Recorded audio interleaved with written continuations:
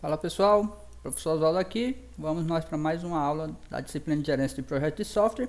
Hoje para continuar falando sobre a gerência dos riscos, né? A gente já teve o primeiro vídeo, a primeira parte da gerência dos riscos, onde a gente tratou dos 3 primeiros processos da área de conhecimento e hoje a gente vai falar dos 4 processos restantes, né? Então, sem mais delongas, vamos falar de riscos. Bem, atualizando vocês aqui do nosso contador de processos, a gente já viu 42 processos dos 49 previstos na 6ª edição do PMBOK, que é a edição que a gente está se baseando. E anteriormente, no primeiro vídeo, a gente falou dos 3 primeiros processos da gerência dos riscos. No primeiro, planejar o gerenciamento dos riscos, onde é elaborado o plano de gerenciamento dos riscos, onde vai ter várias informações importantes para o gerenciamento dos riscos do projeto, inclusive, né, as definições de probabilidade e impacto, que a gente ainda vai estar utilizando, né, nos processos que a gente vai estar falando hoje. Segundo processo, a gente falou então da identificação desses riscos, né, onde são analisados vários documentos, várias possíveis fontes de riscos, inclusive documentos que vêm de outras áreas de conhecimento, né, que podem dar margem aí para a identificação desses riscos. No terceiro processo, a gente trabalhou a análise qualitativa dos riscos, né? Formas de priorizar os riscos. Por quê? Alguns riscos, né, podem ser mais urgentes do que outros. E como lidar com esses que são mais urgentes? Como definir esses que são mais urgentes? Então, utilizando as definições de probabilidade de impacto, pode ser feita essa análise qualitativa. E a partir de agora a gente vai falar dos 4 processos restantes, começando pelo processo de número 4, que é realizar a análise quantitativa, né? Inclusive que a gente vai continuar utilizando as definições de probabilidade de impacto, mas dessa vez para quantificar, né? Até mesmo para dar uma margem de se pensar financeiramente como a gente vai estar lidando com aqueles riscos, tá certo? Então bora lá. Realizar análise quantitativa. Bem, realizar análise quantitativa é o processo de analisar numericamente, tá importante, numericamente, o lance do quantitativo, o efeito dos riscos identificados e outras fontes de incerteza nos objetivos gerais do projeto. É um processo do grupo de planejamento, né? Eu falei anteriormente que tem uma pegada muito forte de planejamento quando está trabalhando com riscos, né? Então a gente tem muitos processos de planejamento, uma boa parte dos processos aí são de planejamento e a gente continua no grupo de planejamento, onde a gente tem nossas entradas aqui, as ferramentas e técnicas e as saídas, onde essas saídas a gente tem as atualizações nos documentos do projeto. E só para ressaltar, esses documentos que vão estar sendo atualizados aqui, dentre eles vão estar o registro dos riscos e o relatório dos riscos, né, com o resultado dessa análise quantitativa.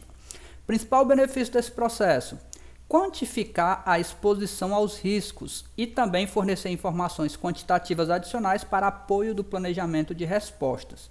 Então a gente trabalhou no terceiro processo, análise qualitativa, e continua trabalhando aqui no quarto processo, na análise quantitativa, para dar respaldo, né, a se trabalhar nas respostas desses riscos. Para se pensar, por exemplo, alguns riscos que são mais prioritários, são mais urgentes do que outros, e qual é o impacto financeiro que esse risco, se concretizar, vai ter no nosso projeto.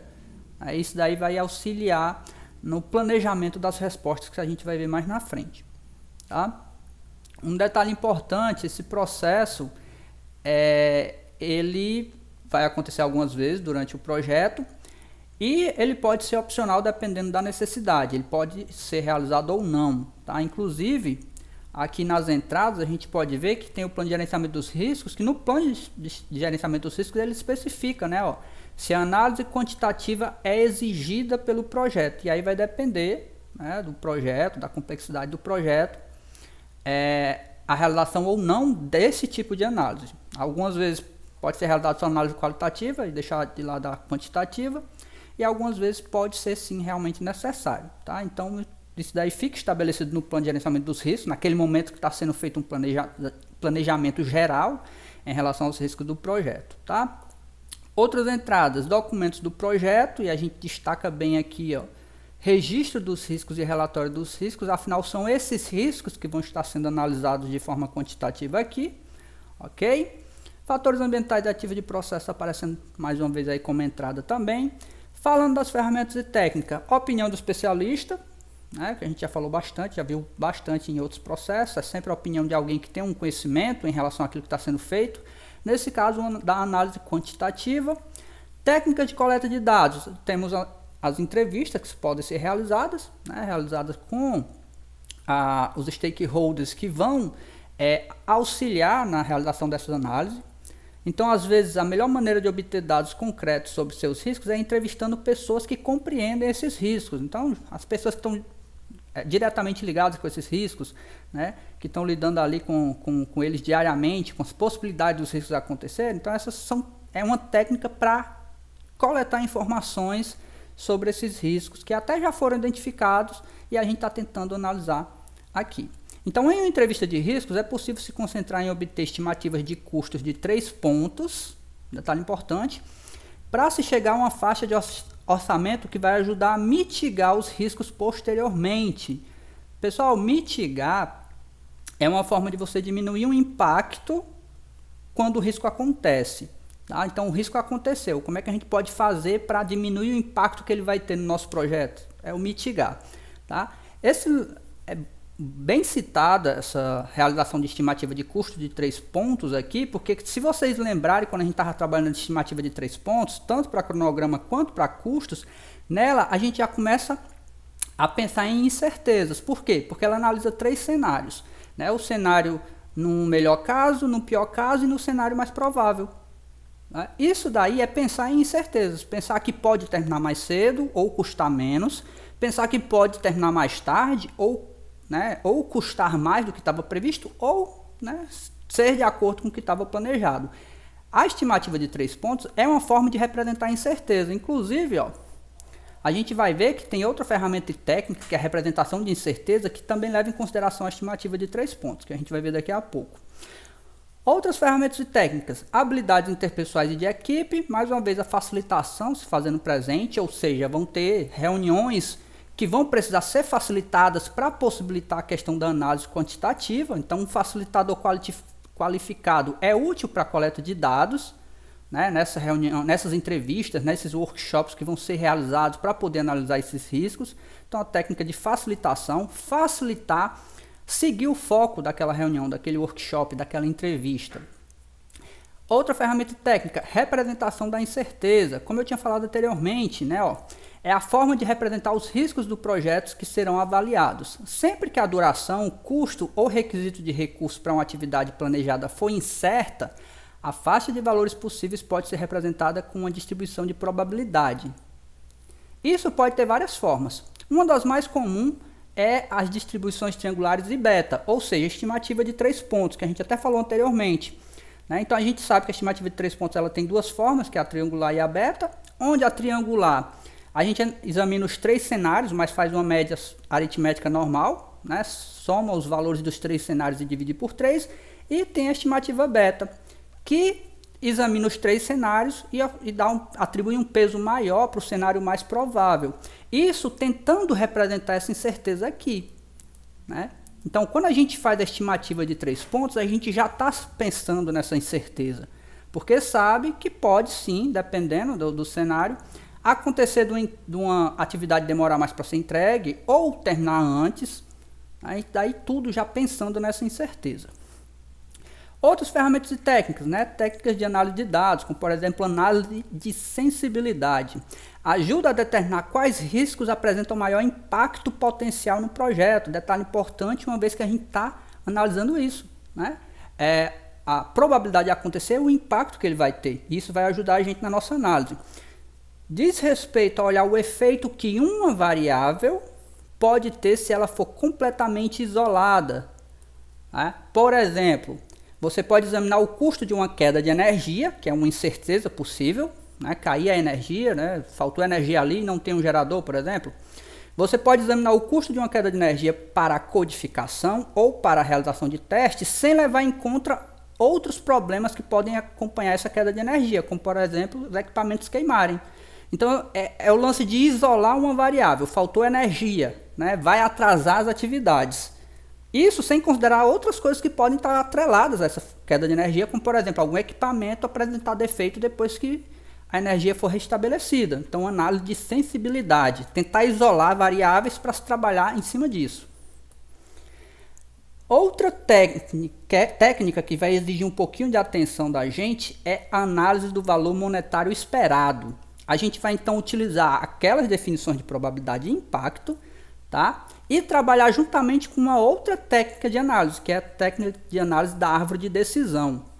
Então é um momento que a gente precisa de bastante atenção, né? Porque a gente vai trabalhar com números, vai trabalhar com cálculos, então muita atenção a partir de agora. Então, a análise do valor monetário esperado, também conhecido como VME, da sigla, né, VME, é um conceito estatístico que calcula o resultado médio quando o futuro inclui cenários que podem ou não acontecer, ou seja, as incertezas, né? Incertezas. Então, VME é igual à probabilidade de ocorrência multiplicado pelo valor resultado possível, ou seja, a probabilidade multiplicada pelo impacto potencial daquela incerteza, daquele risco. E aí, se o resultado desse cálculo aqui der maior que zero, é porque ali representa uma oportunidade, é um risco positivo. Agora, se o VME for menor que zero, ali representa uma ameaça, um risco negativo.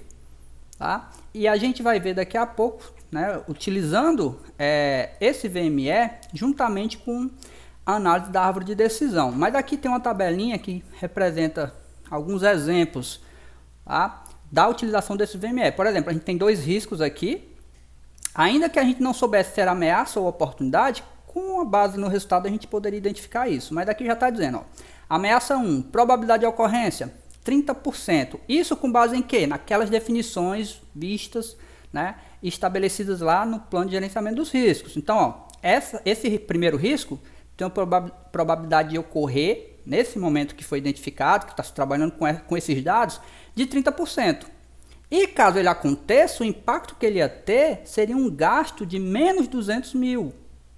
Tá? Então, esse resultado aqui é o impacto que teria no nosso projeto, caso esse risco, que tem apenas 30% de chance de acontecer, se ele realmente acontecesse. Teria um impacto de 200 mil no projeto. Então, multiplica-se a probabilidade pelo impacto e você obtém o VME, valor monetário esperado. Esse valor monetário esperado é como se fosse a reserva que você vai ter separado para lidar com esse risco. Agora um detalhe, né? Para lidar com ele, né, não seria necessário os 200 mil, só que observe, tem a probabilidade.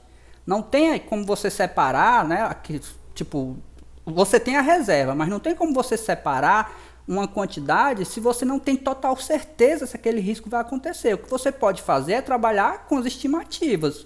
O que você pode fazer é trabalhar com esses cálculos, como por exemplo, né, a probabilidade de acontecer multiplicado pelo impacto. E isso daí vai te permitir ter aquela reserva que precisa constantemente ser analisada e ser atualizada, porque constantemente esses riscos eles estão sendo atualizados em relação à probabilidade de acontecerem. Alguns podem aumentar a probabilidade, outros podem diminuir, e à medida que essa probabilidade aumentar, perceba que os cálculos também vão mudar. Tá? Então, esse VME é esse valor que a gente vai estar mantendo, né, como reserva para lidar com essas incertezas, caso elas realmente aconteçam. Mesma coisa aqui para o segundo risco, que nesse caso é uma oportunidade. Existe a probabilidade de 50% ele acontecer, e se ele realmente acontecer, vai ter uma economia de 100 mil para o projeto. Então, né, fazendo esse cálculo aí, a gente obtém então um valor estimado positivo de 50 mil. A gente teria uma economia no projeto ao invés de um gasto, como no caso da ameaça 1. Tá certo? Isso aqui só para ilustrar esse momento inicial, para a gente começar a aprender a lidar com multiplicação da probabilidade vezes o impacto, obtendo o VME. Agora a gente vai unir isso à análise da árvore de decisão. É uma técnica bem interessante que a gente pode analisar os vários cenários possíveis, dependendo de como está o andamento do seu projeto. Então bora lá.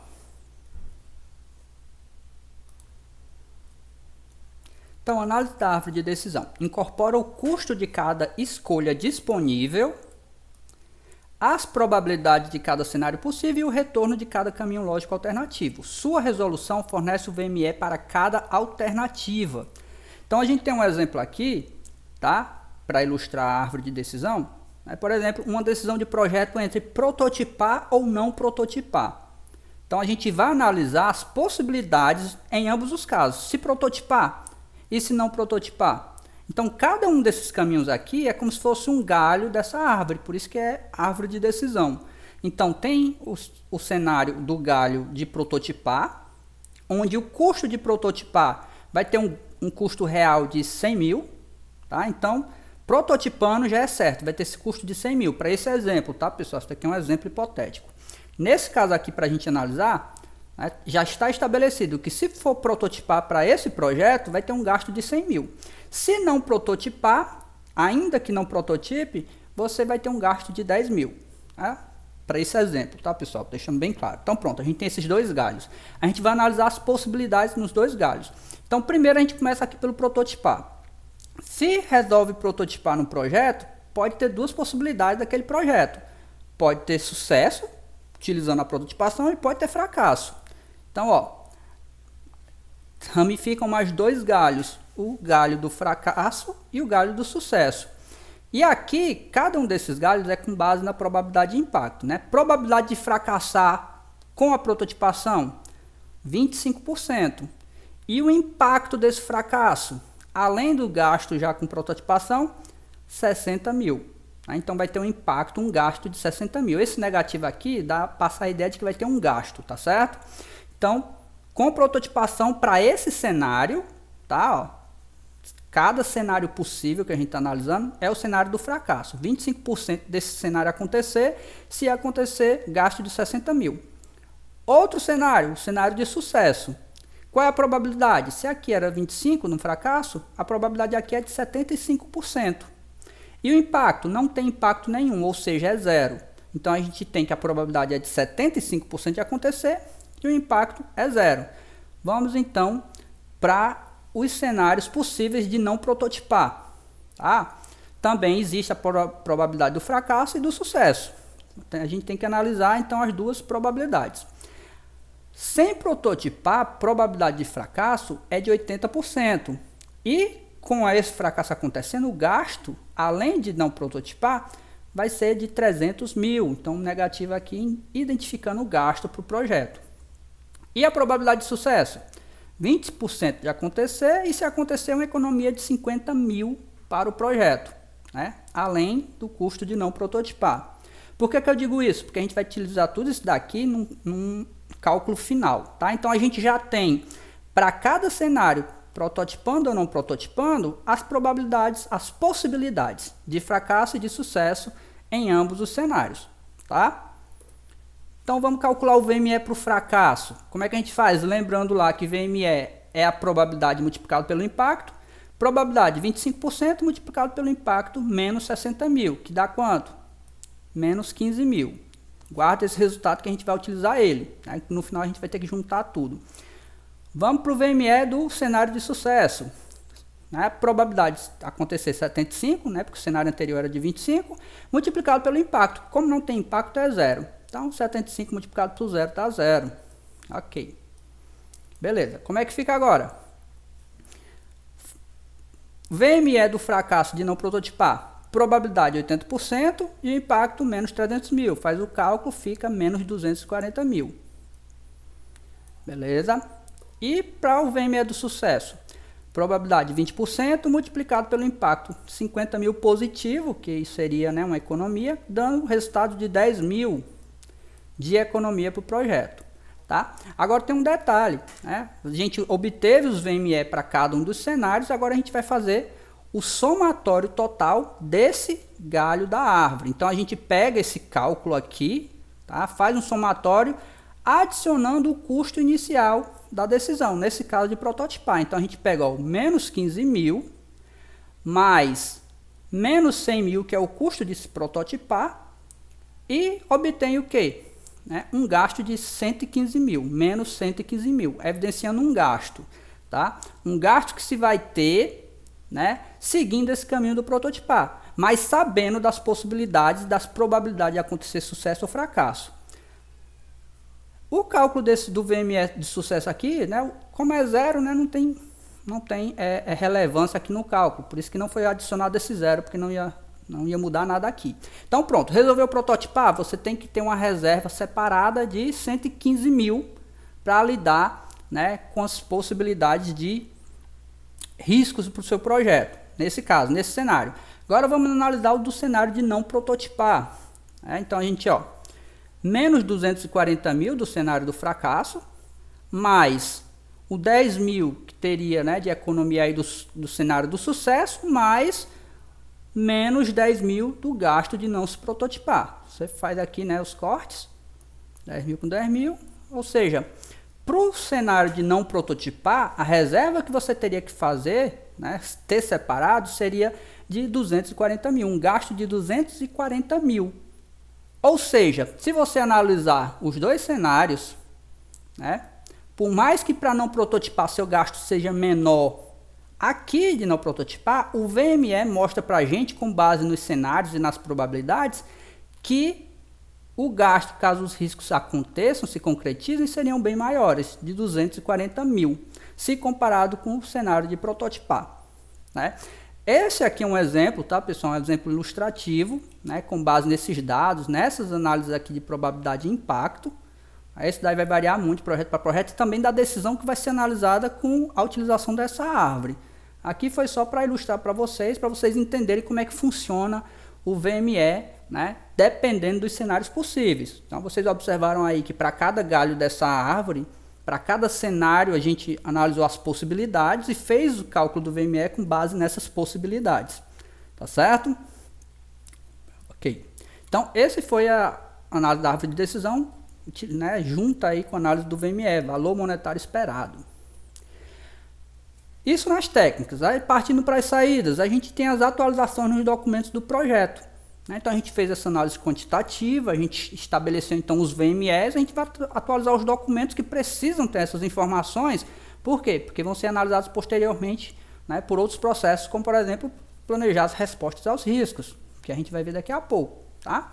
Então, né, os documentos do projeto são atualizados com algumas informações, por exemplo, atualizações do relatório de riscos, que vão incluir análise probabilística, lista priorizada de riscos, porque essa análise quantitativa vai continuar ajudando a gente a priorizar alguns riscos, por exemplo, alguns riscos que são mais urgentes e que vão ter um impacto maior caso aconteçam, que vão exigir um VME maior, né? Então, um dos documentos que com certeza vai ser atualizado aqui é o relatório de riscos e possivelmente também o próprio registro dos riscos, caso exista alguma necessidade, né? Então, essa análise quantitativa aí surtindo efeito, né, em auxiliar a identificar essas características dos riscos já identificados. Lembrando, esses riscos que a gente está fazendo na análise quantitativa são os riscos identificados, né? Então, esse foi o quarto processo. Terminamos então a análise quantitativa aí, tiveram alguns cálculos, né? Então precisou de uma atençãozinha maior.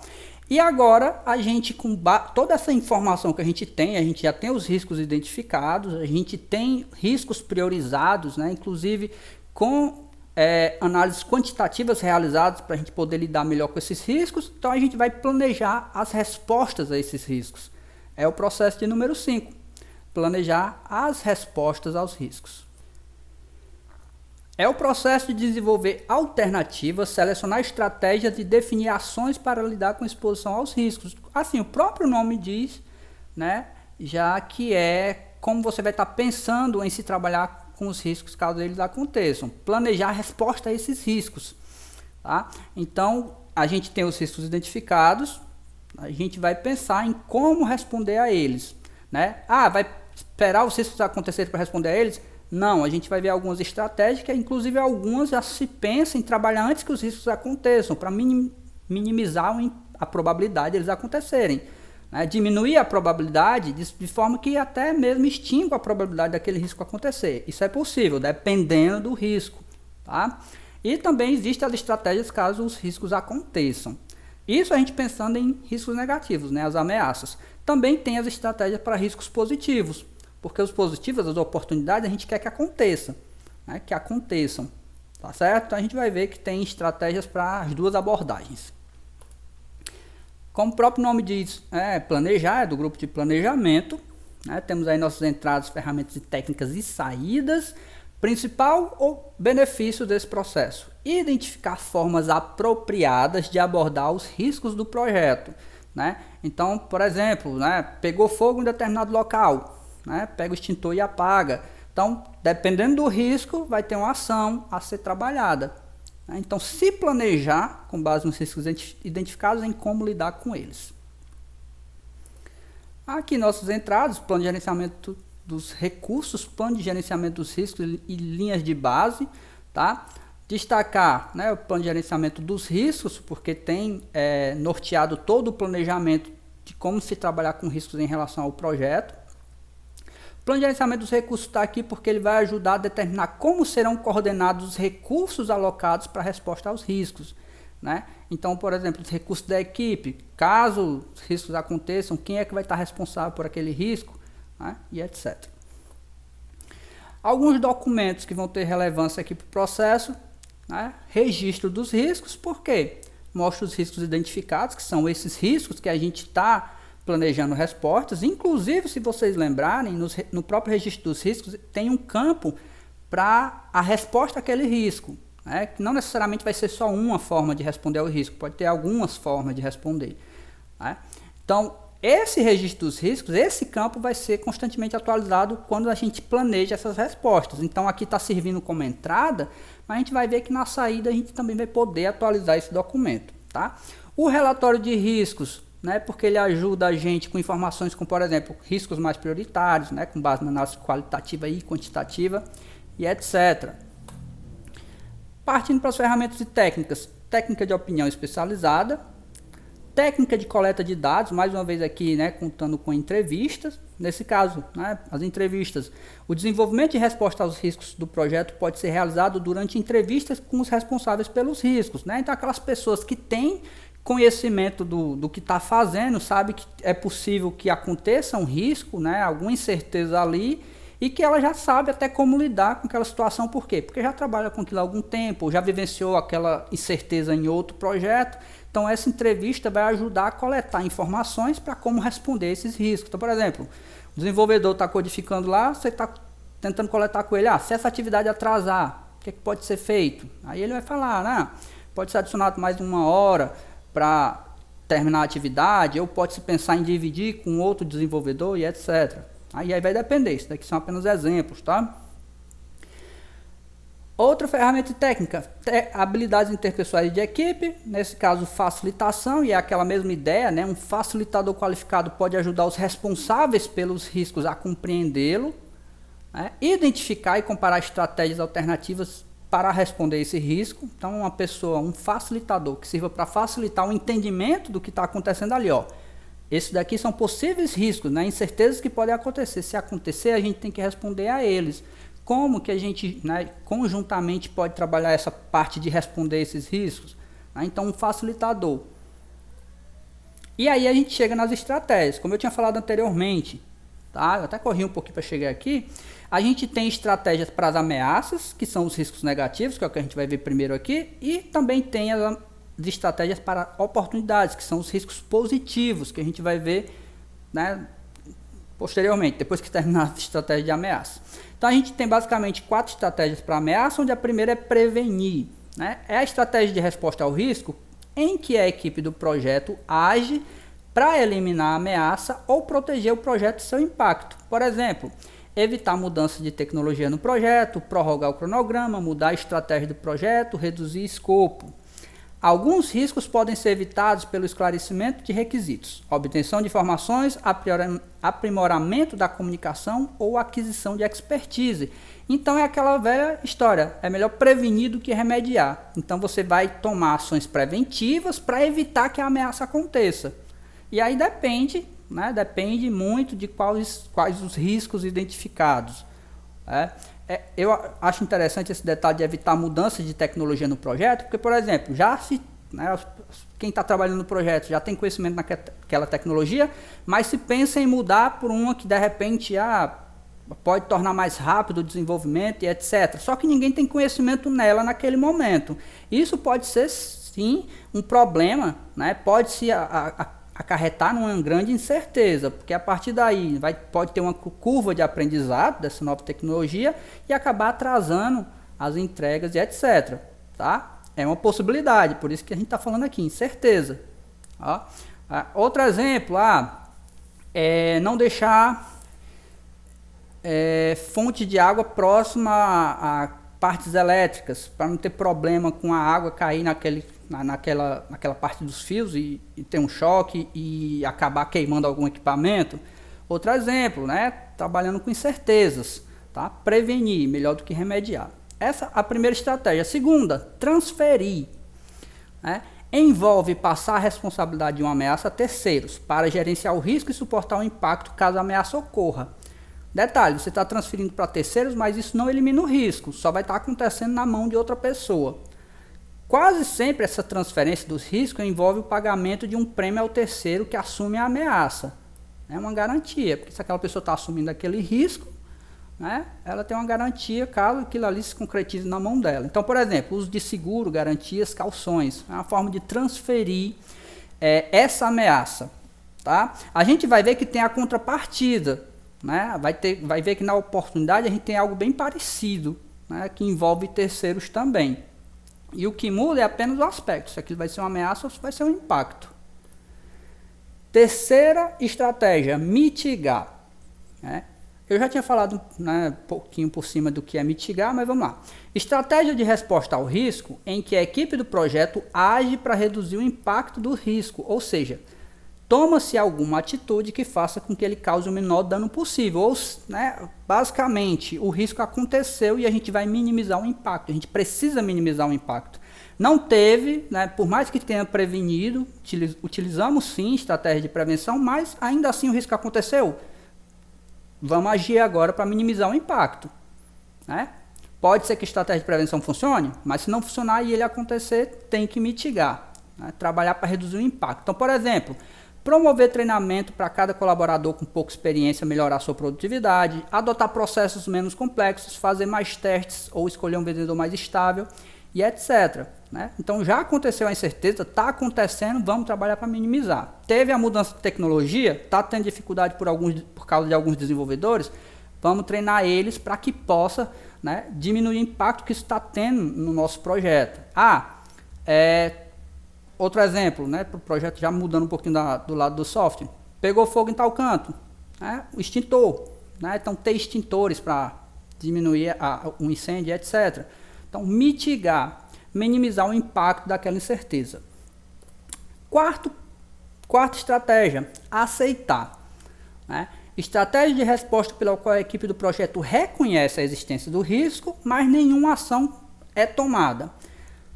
Quando é que isso acontece? Né? Então, assim, com base naquelas probabilidades de impacto, se a gente percebe que tem um risco que até tem muita chance de acontecer, mas que o impacto dele é irrisório para o projeto, né, só aceita que ele pode acontecer, não vai ter nenhum impacto. É uma possibilidade de um cenário para a utilização dessa técnica. Tá? Essa estratégia pode ser correta para ameaças de baixa prioridade e também pode ser adotada quando não é possível nem econômico resolver a ameaça de qualquer outra forma. Porque a gente viu que para tomar ações preventivas pode sim ter algum gasto, para mitigar também, etc. Essa estratégia de aceitação é mais comum. Não, a estratégia de aceitação mais comum é estabelecer uma reserva de contingência, incluindo valores para tempo, dinheiro ou recurso para cuidar da ameaça caso ocorra. Observação importante: quando se aceita o risco, pelo menos considerou as alternativas e sabe o que vai acontecer se ele ocorrer. Então não é só aquilo, deixa acontecer naturalmente, não. Se analisou as possibilidades, de repente utilizou-se outras estratégias, mas aí o que restou foi aceitar. E também no caso que a prioridade é baixa e o impacto é pequeno, do risco acontecer e etc. Tá? Aí um detalhe importante, estabelecer a reserva de contingência caso tenha aceitado que o risco vai acontecer, e aí você tem como lidar com base nessas reservas. Então, tudo muito bem planejado, até mesmo se pensando nessas incertezas possíveis. Ali então, pessoal, eram estratégias de ameaça, né, para riscos negativos. Vamos agora estratégias para as oportunidades, os riscos positivos que também podem acontecer. Primeiro, explorar. Essa estratégia procura capturar o benefício associado a uma oportunidade específica, garantindo que ela definitivamente aconteça. Ou seja, né, como se fosse aumentar a probabilidade de ocorrência para 100%, fazer o possível para ter certeza de tirar vantagem dessa oportunidade, explorar aquilo. Por exemplo, designar recursos mais capacitados para o projeto a fim de reduzir o tempo para término. Uso de novas tecnologias ou atualizações de tecnologias para reduzir custo e prazo. Tá? Então, explorar oportunidades. Eu tinha até falado em aulas anteriores, de repente você está precisando de um web designer e não sabe que já tem um na sua equipe. Então, se você conhecer um pouco mais a sua equipe, dar uma olhada no currículo, você vai ver que ali tem um potencial muito grande para web design. E aí você explora aquela oportunidade. Explora a oportunidade de forma correta. Aí vai beneficiar também a pessoa lá com base no conhecimento dela. Uso de novas tecnologias, que pode melhorar o tempo de desenvolvimento, e aí a gente meio que pode fazer uma referência também àquela estratégia de ameaça, do prevenir. É muito arriscado durante um projeto, o desenvolvimento do projeto está acontecendo, mudar a tecnologia. É arriscado, mas isso pode ter um impacto negativo, pode ter um impacto positivo, pode ser uma oportunidade, pode melhorar sim. Claro que tem que ser feita uma análise, não vai mudar de uma hora para outra. Faz uma análise, se a gente mudar a tecnologia para isso que pode render mais dentro do projeto, o que é que vai acontecer? Pode estar tendendo mais a ser uma ameaça nesse momento do que uma oportunidade. Então você previne e não muda. Agora, com base nessas análises, se mudar a tecnologia nesse momento, isso é uma oportunidade, vamos explorar. Então, explorar a oportunidade. Segunda estratégia, melhorar. Usada para aumentar a probabilidade ou o impacto de uma oportunidade acontecer, a probabilidade de ocorrência de oportunidade pode ser aumentada se a atenção se concentrar nas suas causas. Então, na fonte daquela incerteza. Então, se trabalhar na fonte daquela incerteza, pode acabar aumentando a probabilidade daquela oportunidade acontecer. Quando não é possível aumentar a probabilidade, a resposta de melhoria pode aumentar o impacto visando fatores que determinam o tamanho do benefício em potencial. Melhorar. Por exemplo, iniciar negociações de um contrato mais cedo para facilitar a obtenção de melhores preços, preços menores.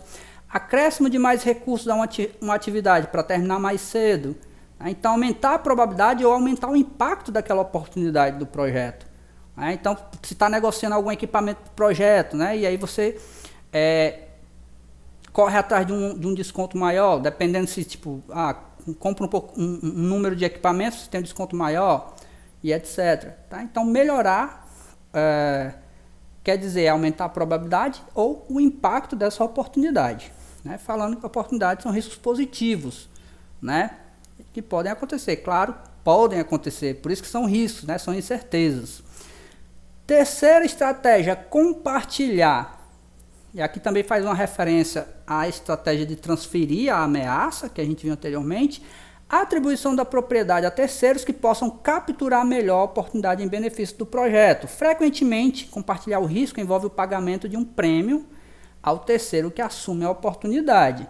Como a gente viu, é transferir para terceiros essa incerteza. Então, por exemplo, a equipe do projeto não é grande o suficiente, então terceiriza, uma equipe, contrata uma empresa terceirizada para fazer uma parte do projeto. Ali está transferindo os riscos. Aqueles riscos ali, de repente pode ter atrasos e aí acabar sendo uma ameaça, não entregar no prazo porque atrasou, ou pode ser uma oportunidade. A gente dividiu, eles estão trabalhando de forma bem ágil, estão fazendo as entregas de forma correta, está sendo realmente foi uma oportunidade de fazer esse compartilhamento com eles. Então, o que muda é essa vertente. Ameaça a oportunidade. Quarta estratégia, aceitar. Essa estratégia aqui a gente já viu também nas ameaças, a gente viu lá, quando é que ela é a estratégia adotada, e aqui fica até mais fácil da gente entender o aceitar, porque é uma oportunidade, Então, quando a oportunidade chega, a melhor coisa a fazer é aceitá-la. Então, a gente falou sobre as estratégias de ameaças e de oportunidades. Temos as estratégias de respostas de contingência, que também são ferramentas e técnicas que podem ser utilizadas para planejar a resposta aos riscos, tá? Respostas que são usadas somente caso o evento ocorra, né? Então, resposta de contingência, apenas se o risco se concretizar. Essas respostas aos riscos identificados são chamadas de plano de contingência. Um detalhe importante, né? Ó, plano de contingência é o plano alternativo. É o famoso plano B. Quando você tem um contratempo aí que você pensa, né, nas alternativas e como você pode lidar com aquilo, é um plano de contingência. O ônibus que ia me levar para o cinema para chegar no horário atrasou. Não passou ainda. Se ele não passar agora, eu vou me atrasar. Sei lá, chama um Uber, né? Então, é um plano de contingência. Isto é, um conjunto de ações que são empregadas apenas se o risco ocorrer e se tornar um problema. É claro, se tornar um problema. Se o risco ocorrer e não tiver nenhum impacto, não tem porque você responder a ele. Não tem porque se preocupar com ele. É por isso que é a importância da probabilidade de impacto. Agora, se ele se concretiza e se torna um problema, ou seja, uma ameaça que se concretizou e está rendendo problemas para o seu projeto, você tem que agir com base nesse plano de contingência. Um detalhe importante. Outra ferramenta técnica, estratégia para o risco geral do projeto. Um detalhe importante, porque a gente tinha falado, pessoal, de estratégia para riscos e para ameaças e oportunidades, né? Riscos negativos e riscos positivos, mas a gente estava, naquele momento, falando de riscos individuais, ou seja, eram riscos que aconteciam para alguns objetivos específicos do projeto, ou cronograma, ou custos, de forma individual.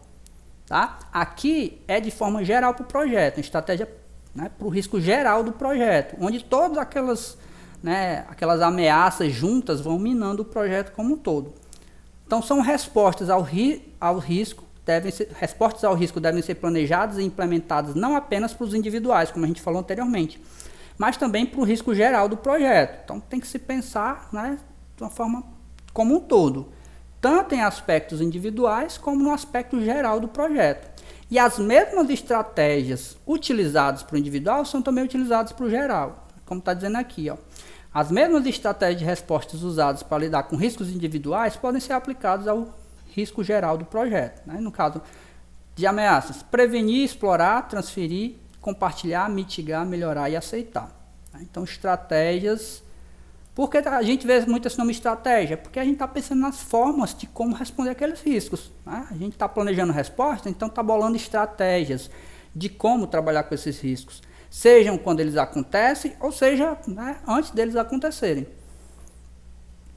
Ainda, algumas técnicas de análise de dados para fornecer informações para esse planejamento de respostas, como por exemplo, análise de alternativas, compara opções alternativas de resposta aos riscos, pode levar a decisões sobre qual resposta é a mais apropriada, dependendo da situação, dependendo dos riscos, dependendo do risco, pode ter mais de uma forma de responder a ele, e aí vai se analisar qual dessas formas é a melhor. De repente, a que tem um gasto menor, mas que é tão efetiva quanto a outra, e etc.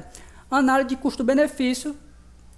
Se o impacto de um risco puder ser quantificado em termos monetários, a eficácia do custo das estratégias pode ser determinada por intermédio dessa análise de custo-benefício. Quanto vai custar em relação ao benefício que vai trazer? Então, duas técnicas bem interessantes aí que podem auxiliar nesse planejamento de respostas, né? Tanto analisar alternativas e até mesmo combinar elas, né? Combinação das alternativas com quanto vai custar aquela alternativa e etc. Técnica de tomada de decisões, né? Nesse caso, técnica envolvendo múltiplos critérios. Então, você vai pensar em vários critérios para analisar, para poder tomar a decisão, por exemplo, de uma alternativa a ser tomada. Então, ajuda a priorizar as estratégias de resposta. A análise envolvendo múltiplos critérios usa uma matriz de decisão para estabelecer os principais critérios de decisão, avaliando e classificando alternativas para selecionar uma opção preferencial. Então, vai depender do que estiver sendo analisado, né? Quais critérios que vão ser analisados, de repente custos, eficácia e etc. Vai depender do que está sendo analisado nessa tomada de decisões, né? Então, vai analisar prós e contras, e aí toma uma decisão a partir disso. Detalhe importante aqui que vale leitura recomendada, muito importante. Os critérios para selecionar a resposta ao risco podem incluir custo da resposta, disponibilidade de recursos para responder aquela resposta, restrição de tempo, nível de impacto se o risco acontecer, riscos residuais introdução de riscos secundários e etc. E esses riscos residuais e riscos secundários estão aqui destacados porque é uma leitura que eu recomendo para vocês fazerem. É um detalhe importante, tá? Porque a gente pensa, pronto, a gente vai responder ao risco e se livrou dele. Algumas vezes não.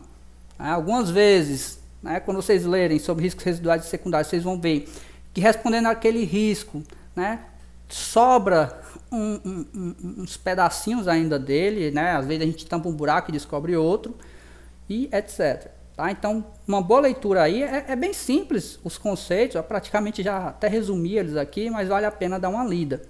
Até porque quando você estiver lidando com essas decisões, você vai ter que pensar nessas possibilidades. Se eu tomar essa decisão, vai estar dando margem para outra incerteza surgir? É possível.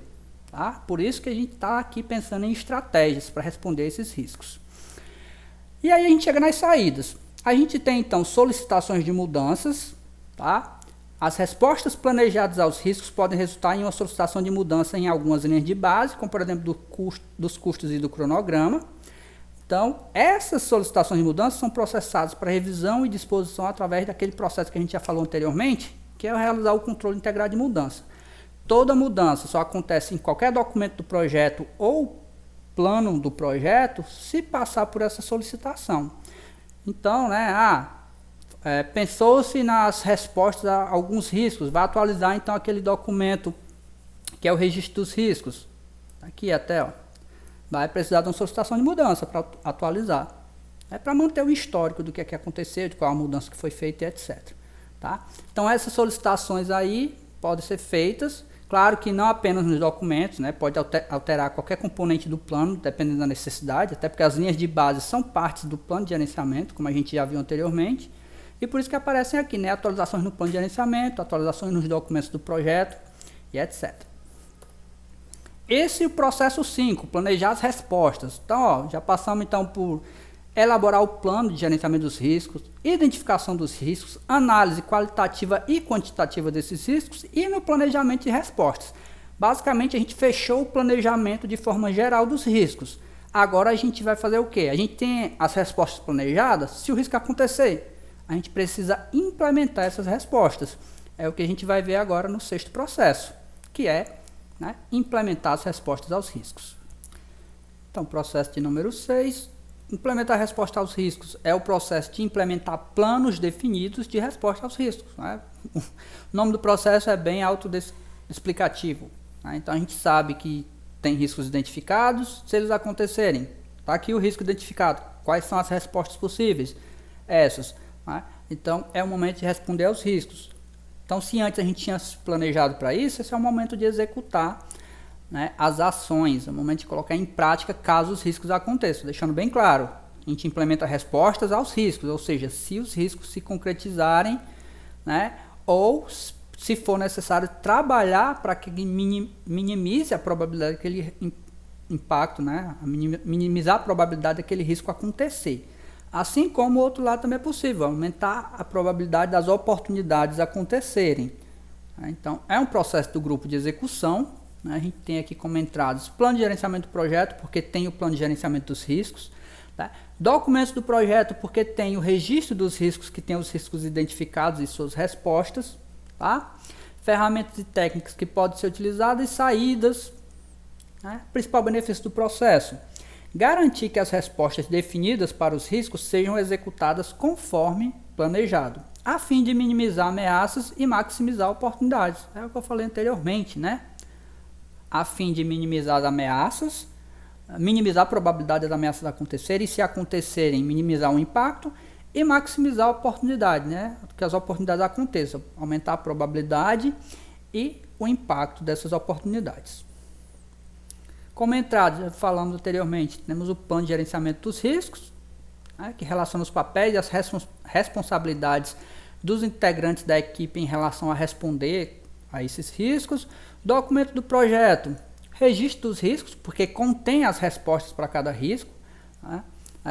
O mesmo risco pode ter várias respostas planejadas e aí pode ser necessário escolher uma delas para responder de forma mais adequada naquele momento e etc. Também temos relatório dos riscos, né, complementando o seu registro de riscos. Opinião especializada, técnicas de habilidades interpessoais de equipe, nesse caso influência. Vamos ler aqui. Algumas respostas aos riscos podem estar sob a responsabilidade de pessoas de fora da equipe imediata do projeto ou que tenham outras demandas concorrentes. O gerente do projeto ou a pessoa responsável por lidar com aquele risco, né, talvez precise exercer influência para incentivar os responsáveis pelos riscos a tomar medidas quando necessário. Então, se de repente é um contrato que está demorando por conta do fornecedor, então vai ter que ter uma conversa com o fornecedor, a gente está precisando, né, desse equipamento o mais rápido possível, então exercer influência para se trabalhar em cima daquelas incertezas. A influência, então, por isso que faz parte aqui, ó, a habilidade interpessoais, lidar com pessoas, né? Temos também sistemas de informação de gerenciamento de projeto, que podem incluir software de cronograma, recursos e custos para garantir que os planos de resposta e suas atividades sejam integrados ao projeto juntamente com outras atividades, né? Porque a gente sabe que o projeto tem o seu cronograma e as atividades previstas para risco devem fazer parte também, porque tomam tempo do projeto.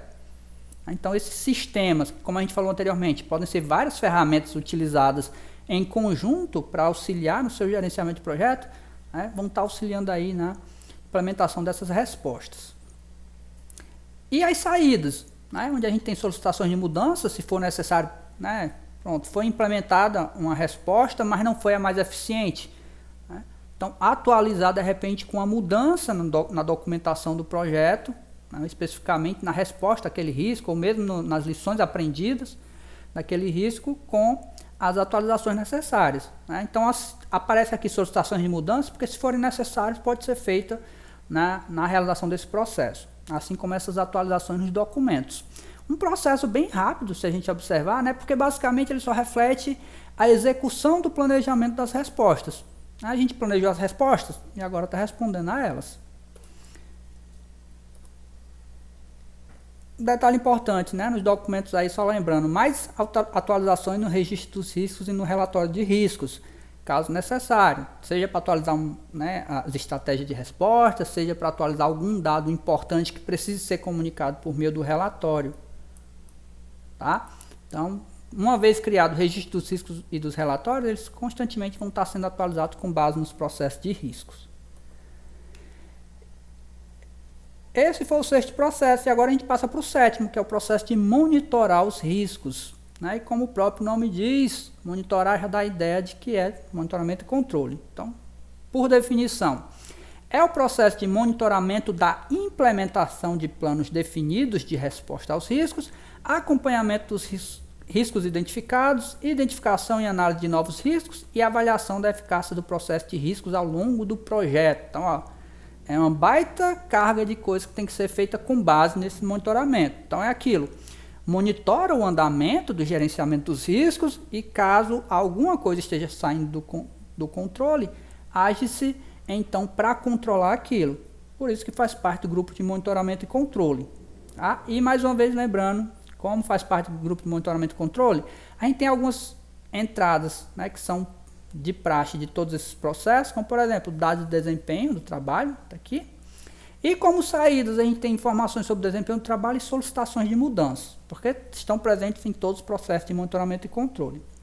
O principal benefício desse processo de monitorar os riscos: possibilitar decisões do projeto com base em informações atuais sobre a exposição aos riscos do projeto. Atuais por quê? Porque você está monitorando para sempre estar mantendo atualizadas as documentações necessárias, um detalhe importante. Tá? Então esse monitoramento ele já vem acontecendo desde o começo do projeto até o seu final, para manter as informações de risco sempre atualizadas. Tá? Por exemplo, a probabilidade de um risco acontecer aumentou ou diminuiu, aquele risco deixou de realmente ser um risco para aquele projeto naquele momento, isso aí faz parte dessas atualizações monitoradas, né, por esse processo. Como entrada aqui, né, componente do plano, a gente tem o plano de gerenciamento de riscos, que diz como é que a gente vai proceder com esse monitoramento, fornecendo as orientações necessárias, né, os documentos do projeto, né, que não tem como deixar de falar, mais uma vez, registro dos riscos e relatório dos riscos, afinal, são aqui que estão identificados os riscos, as respostas a eles e todas as informações que precisam ser comunicadas sobre esses riscos, assim como também, né, registro das lições aprendidas, né, o que a gente aprendeu de positivo e negativo nesse projeto, ou que a gente está trazendo de outros projetos para colocar em prática nesse. Mais entradas, dado o desempenho do trabalho. Como eu falei, todo processo de monitoramento e controle tem esses dados, porque vão ser transformados em informações. Ó. Então aqui, ó, contém informações sobre o status do projeto, como resposta aos riscos implementados, quantidade de riscos ocorridos, riscos que ainda estão ativos, aqueles que foram encerrados, aquela atualização que a documentação pode ter. Né? E também relatório de desempenho do trabalho. Então, esses dados vão ser compilados em informações que são saídas desse processo para serem colocados em relatório de desempenho. Que, inclusive, esses relatórios aqui estão chegando aqui como entrada. Vocês verem a interação que acontece entre as áreas. Né? A gente vê aqui um relatório que foi criado em outro momento, né? Chegando aqui como entrada e que vai ser atualizado possivelmente com as informações processadas nesse processo. Então, o relatório de desempenho fornece informações de medições do projeto, incluindo análise de variação, dado de valor agregado e dados de previsões. Essas informações podem ser relevantes para monitorar os riscos. Então, a gente está utilizando esses relatórios para monitorar esses riscos, tá, relacionados ao desempenho do trabalho do projeto. Lembrando que todo relatório dentro do projeto é utilizado como uma ferramenta para comunicação. Tá? Então, esse relatório vem aqui para o gerente, né, obter essas informações e poder trabalhar em cima desse monitoramento com base no desempenho estabelecido por esses relatórios. Ferramentas e técnicas. Técnicas de análise de dados, como por exemplo, análise do desempenho técnico, e análise do desempenho técnico a gente vai estar vendo diretamente do relatório de desempenho, né? Por isso tem uma técnica aqui que a gente está processando a informação de entrada. Compara realizações técnicas com o cronograma durante a execução do projeto, para ver como é que está o andamento dessas realizações. Essas medidas podem incluir prazo de transações, número de defeitos entregues, capacidade de armazenamento e etc. O desvio, né, nessa análise pode indicar o possível impacto de ameaças ou oportunidades. Né? Ameaças, oportunidades, incertezas, riscos, é isso que a gente está monitorando aqui. Por isso é uma análise válida quando se fala em monitorar os riscos. Também análise de reservas. Essas análises de reservas aí, olhando para as reservas gerenciais e reserva de contingência. Né? Aquelas reservas que a gente deixa separado para tratar com as incertezas. Então, análise de reserva. Compara a quantidade de reserva de contingência com os riscos restantes a qualquer momento no projeto, a fim de determinar se as reservas estão adequadas. Detalhe aqui, reserva de contingência, que é aquela que está à disposição do gerente de projeto, né, que lida aí com os desconhecidos conhecidos. Isso pode ser comunicado usando várias representações gráficas, como por exemplo um gráfico de burn down.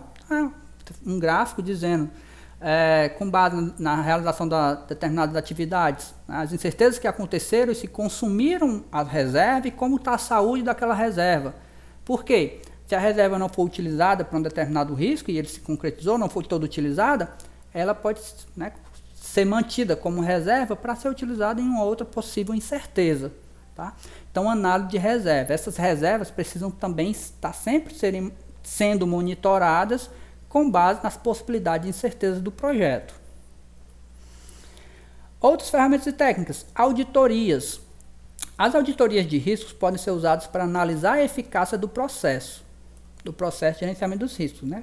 Falando aqui. O gerente de projeto é responsável por garantir que sejam realizadas auditorias com uma frequência adequada, conforme definido no plano de gerenciamento dos riscos. Podem mostrar formas melhores de lidar com o risco, né? Então, uma equipe de auditoria vai verificar se o processo está sendo realizado de forma adequada e essa equipe ela pode mostrar, de repente, algumas falhas que podem estar acontecendo porque ninguém percebeu, né? Então, apontando melhorias dentro do processo como um todo. Tá? Não apenas no monitoramento dos riscos, mas em todo o processo de gerenciamento dos riscos como um todo.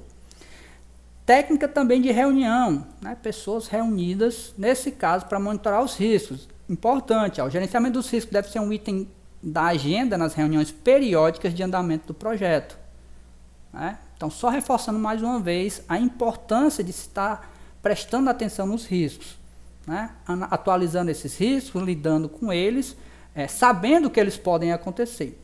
Revisões frequentes sobre os riscos aumentam a probabilidade de identificar ameaças ou oportunidades. E a gente sabe que constantemente a gente tem que estar trabalhando na identificação desses riscos, né? Uma forma bem eficiente é em reuniões, né? Com as pessoas envolvidas aí. E aí a gente tem as saídas, né, do processo de monitorar os riscos. Como a gente tinha falado, é uma saída de praxe, clichê de todo o processo de monitoramento e controle, as informações sobre o desempenho do trabalho. Os dados de desempenho foram então processados, obtendo as informações. Essas informações, nesse caso, quando a gente está se monitorando os riscos, né, indicam a eficácia dos processos de planejamento e implementação das respostas. Uma vez que a gente está, né, monitorando esse andamento de como está se lidando com os riscos. Se respondeu aos riscos de forma eficiente, se não, provavelmente vai ter que documentar também esse resultado. Tá? Por isso que a gente tem também solicitações de mudança, porque se algum documento for necessário a atualização com base nesse monitoramento, nessa monitoração, solicita a mudança, segue o trâmite do controle integrado de mudança e atualiza.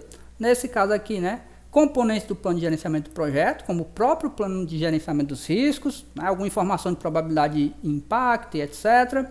A atualização do documento do projeto, como identificação de novos riscos. Né, no momento que está se monitorando os riscos, monitorando as respostas àqueles riscos, percebe-se que uma estratégia de resposta gerou riscos secundários ou riscos residuais. Atualiza então o registro dos riscos e o relatório de riscos, né, são parte do documento do projeto. E também ativos de processos organizacionais, né? Por exemplo, o repositório de lições aprendidas, como a gente viu anteriormente, que faz parte dos ativos de processo, né? Então, monitorar os riscos, fechando aí as suas saídas. E com isso a gente encerra o 7º processo, fechando os 7 processos do gerenciamento dos riscos, né? Totalizando 46, falta pouco agora. Vencendo mais uma área de conhecimento, gerência dos riscos. Lembrando, né, riscos são incertezas, vão acontecer em qualquer projeto, tá? Podem ser positivos e podem ser negativos, e se acontecer, ou se ainda não tiver acontecido, tem que se lidar com eles. E aí fica o questionamento. Se vocês tiverem alguma dúvida em relação a algo que foi falado, seja nessa parte 2 ou na primeira parte, coloca aí nos comentários, leva para o nosso momento de discussão. E é isso. Vamos ficando por aqui. Até a próxima. Tchau.